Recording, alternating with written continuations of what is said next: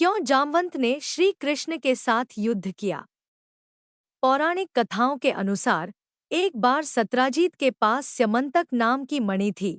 यह मणि सत्राजीत को सूर्यदेव ने उसकी तपस्या से प्रसन्न होकर दी। सत्राजीत उस मणि को अपने मस्तक पर धारण करके रखते थे। एक दिन सत्राजीत श्री कृष्ण को मिलने के लिए गए। उस समय श्री कृष्ण अपने साथियों के साथ चौसर खेल रहे थे। सत्राजीत के पास मणि देखकर श्री कृष्ण ने कहा कि तुम्हारे पास जो मणि है वह एक अलौकिक मणि है। तुम अपनी यह अलौकिक मणि हमारे मित्र राजा उग्रसेन को दे दो। श्री कृष्ण की यह बात सुनकर सत्राजीत बिना कुछ बोले ही वहां से उठकर चले गए। इसके बाद सत्राजीत ने उस मणि को अपने घर के मंदिर में स्थापित कर दिया। यह मणि बहुत अद्भुत थी। यह मणि जिस स्थान पर होती थी वहां से सभी कष्ट दूर हो जाते थे तथा यह मणि दिन में 8 बार सोना देती थी। सत्राजित का एक भाई था जिसका नाम प्रसेनजित था।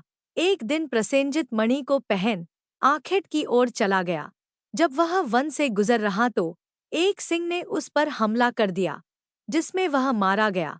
प्रसेनजित को मारकर सिंह उससे मणि भी लेकर चला गया। जामवंत भी उसी वन में एक गुफा में रहते थे। उन्होंने उस सिंह को मारकर वह मणि प्राप्त कर ली और अपनी गुफा में चले गए। जामवंत ने वह मणि अपने बालक को दी जो उसे खिलौना समझ बैठा और उसके साथ खेलने लग गया। जब सत्राजीत का भाई प्रसेनजित वापस लौट कर नहीं आया तो उसे श्री कृष्ण पर संदेह हुआ कि उन्होंने मणि के लिए उसके भाई को मार दिया है। कृष्ण जी पर चोरी के संदेह की बात पूरे द्वारिकापुरी में फैल गई। अपने ऊपर लगे कलंक को धोने के लिए वे नगर के प्रमुख यादवों को साथ लेकर रथ पर सवार हो स्यमंतक मणि की खोज में निकल पड़े। वन में पहुंचकर श्री कृष्ण ने देखा कि किसी जानवर के हमले के कारण प्रसेनजित की मृत्यु हो गई है। प्रसेनजित के मृत शरीर के पास उन्होंने सिंह के पंजों के निशान देखे और उन चिन्हों का पीछा करते हुए वह सिंह के मृत शरीर तक पहुंचे। सिंह के पास रीछ के कदमों के निशान थे जो कि एक गुफा की तरफ जा रहे थे।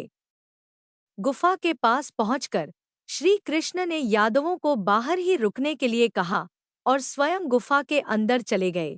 गुफा के अंदर पहुंचकर श्री कृष्ण ने रीछ के बालक को मणि के साथ खेलते हुए देखा। श्री कृष्ण ने उस बालक से वह मणि ले ली जिस कारण वह बालक रोने लग गया। अपने बालक को रोता देखकर जामवंत को बहुत क्रोध आ गया। वह क्रोधित होकर श्री कृष्ण को मारने के लिए झपटे। जामवंत और श्री कृष्ण के मध्य भयंकर युद्ध होने लगा। जब कृष्ण गुफा से वापस नहीं लौटे तो सारे यादव उन्हें मरा हुआ समझकर 12 दिन के उपरांत वहां से द्वारिकापुरी वापस आ गए। यह युद्ध 28 दिन तक चला। युद्ध में जब जामवंत की नसें टूट गई तो वह श्री राम का स्मरण करने लगे। तब श्री कृष्ण ने उन्हें श्री रामचंद्र के रूप में दर्शन दिए और कहा, हे जामवंत, तुमने मेरे राम अवतार के समय रावण के वध हो जाने के पश्चात मुझसे युद्ध करने की इच्छा व्यक्त की थी और मैंने तुमसे कहा था कि मैं तुम्हारी इच्छा अपने अगले अवतार में अवश्य पूरी करूंगा। अपना वचन सत्य सिद्ध करने के लिए ही मैंने तुमसे यह युद्ध किया है। जामवंत ने भगवान श्री कृष्ण की अनेक प्रकार से स्तुति की और अपनी कन्या जामवंती का विवाह उनसे कर दिया। द्वारिका वापस पहुंचकर श्री कृष्ण ने सत्राजित को बुलवाकर उसकी मणि उसे वापस कर दी।